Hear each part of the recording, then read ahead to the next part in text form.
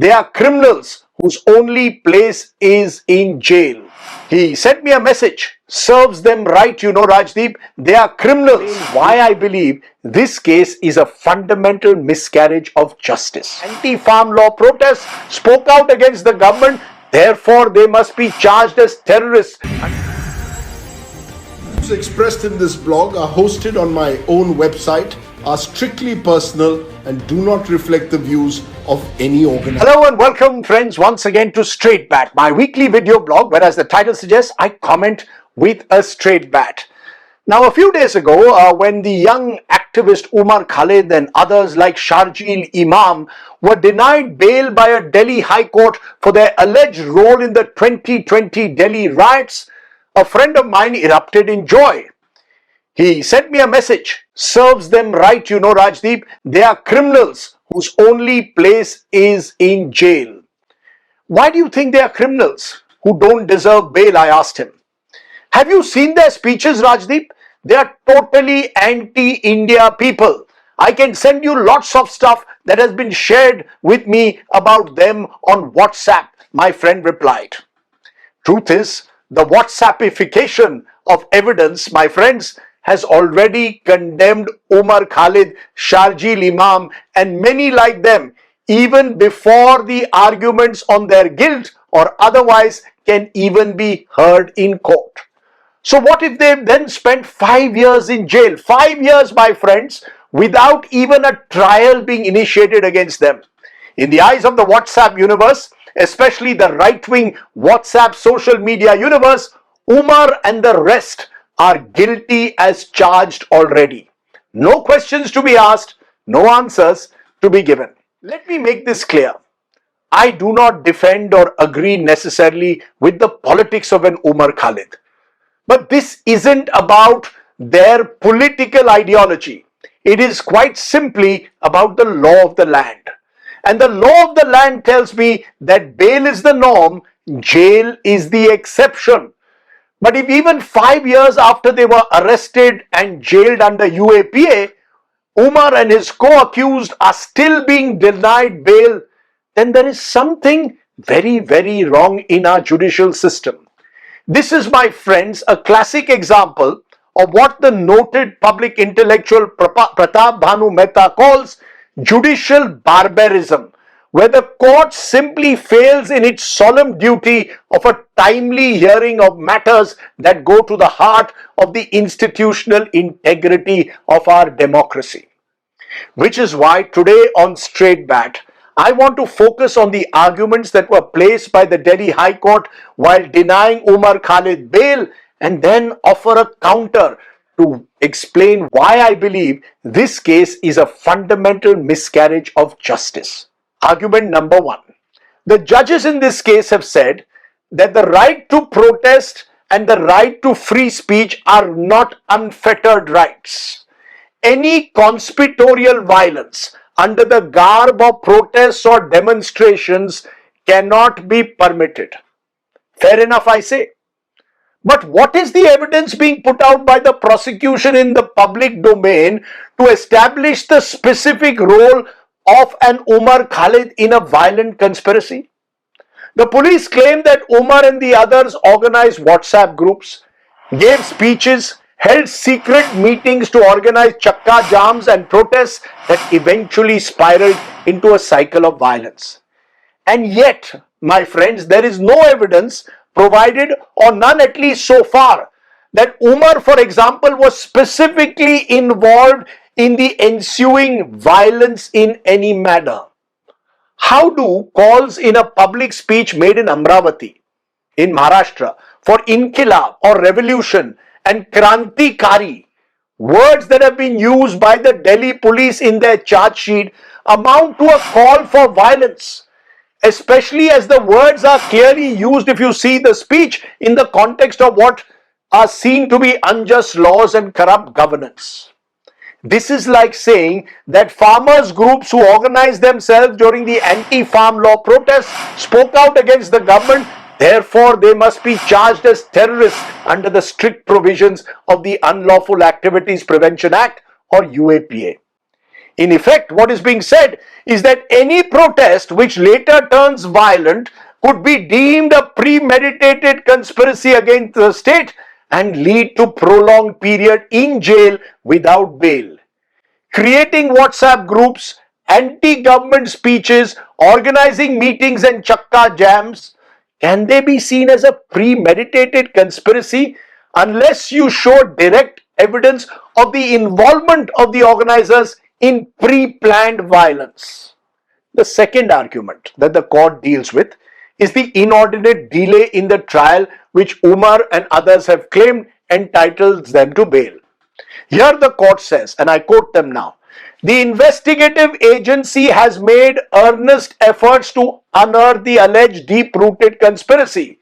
The charge sheet runs into 3,000 pages with an additional 30,000 pages of electronic evidence. In such a background, the pace of a trial will progress naturally. Progress naturally? After 5 years of no trial? Please note, and this is important, this is the same court which in July this year in the same case said, with 700 witnesses, for how much time can a person be kept inside? This is what this same court said. I ask therefore the worthy judges, please tell us, the citizens of this country, what has changed suddenly between July and September? In July you are asking how much time can such persons be kept inside indefinitely. Now you tell us that the pace of the trial is progressing naturally. 5 years without any sign of the trial even starting is how a trial progresses naturally? Really, your lordships and ladyship? Is this not a self-indictment of our criminal justice system? Please also note, the same court in January this year questioned the submissions made by the police and told the police council, this has to end. This cannot go on like this. This needs to end now. We cannot give you endless time. So in January and July this year, the court raises questions on endless time being taken by the prosecution. Now in September, we are told that the pace of the trial is progressing naturally. Which brings me to my third point, which is being conveniently spread across social media, that the delay in the trial is not on account of the police and the prosecution, but because the defendants have sought endless adjournments. Specific reference here is made to the comments of former Chief Justice D.Y. Chandrachud, also questioning why repeated adjournments were sought by Umar Khalid's lawyers and why did they withdraw their bail application before the Supreme Court. Unfortunately, my friends, this is another classic example of being economical with the truth and not bringing the full picture. Yes, adjournments were sought by Umar Khalid's lawyers, but has anyone really bothered to find out why? The real reason for seeking adjournments and eventually withdrawing the bail application in the Supreme Court, according to his lawyers, was the concern that the case was being assigned to a judge whose track record in the Supreme Court was to deny bail in such cases. A judge whose record for upholding civil liberties and personal freedoms was viewed across the board with great skepticism. Why would an Umar Khalid or any defendant for that matter want to take a chance with their precious life and liberty with a judge who was known to deny bail routinely in politically sensitive cases? Could they then be assured of a fair hearing in such a situation?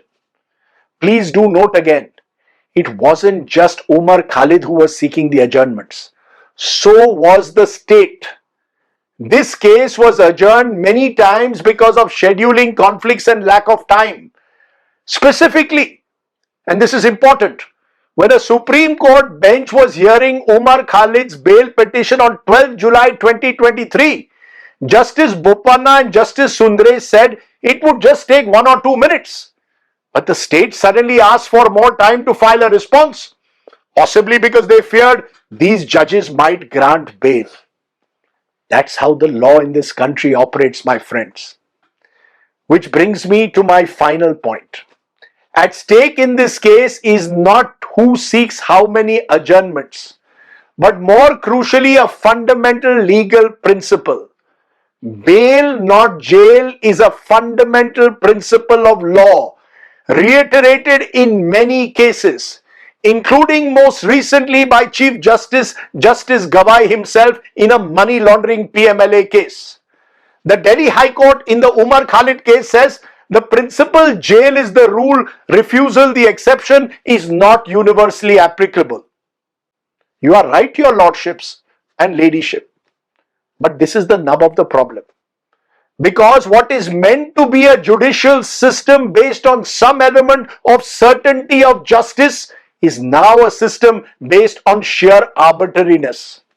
For example, the criminal justice system that denies bail repeatedly to an Umar Khalid will raise no questions or alarm bells over why the Delhi police was reluctant to register a criminal case against BJP MLA and Minister Kapil Mishra for his incendiary tweets, remarks and direct threats in the build-up to the 2020 riots, all of which is also in the public domain.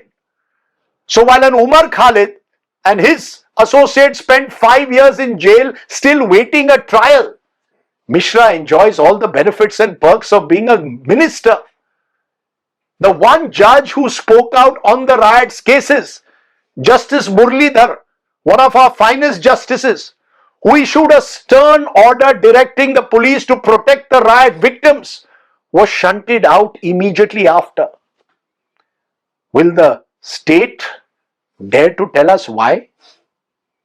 The message is clear, my friends. If, for example, you are a Dalit scholar and an Ambedkarite today, critical of the government, like an Anand Teltumde, or a human rights lawyer like a Sudha Bhardwaj, or an octogenarian priest like the late Father Stan Swami, or any of the accused in the long-running Bhima Koregaon case, then it will take years and years for you to be granted bail, because the state will reflexively brand you today as an urban Naxal or an anti-national. If you are a Kashmiri, then you will be denied basic habeas corpus protection under the law, as has been the case in the aftermath of the abrogation of Article 370 in 2019.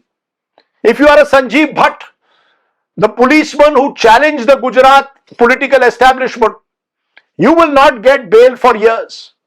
And yes, if your name is Umar Khalid, an Indian Muslim, a graduate of JNU, an activist who has repeatedly spoken out against the government, then I am afraid that your constitutionally guaranteed right to life and liberty will always be placed under the scanner. On the other hand, if you are close or cozy up to the powers that be, you have little to fear from the courts. The system, my friends, will then be there to protect you. Yes, the rule of law does exist in the country. Only not all are equal before the law. Let me repeat that. Yes, my friends, the rule of law does exist in the country. Only not all are equal before the law. That was the straight bat. Do, of course, subscribe to my YouTube channel for many more such videos. For now, stay well, stay safe. Jai Hind. Namaskar.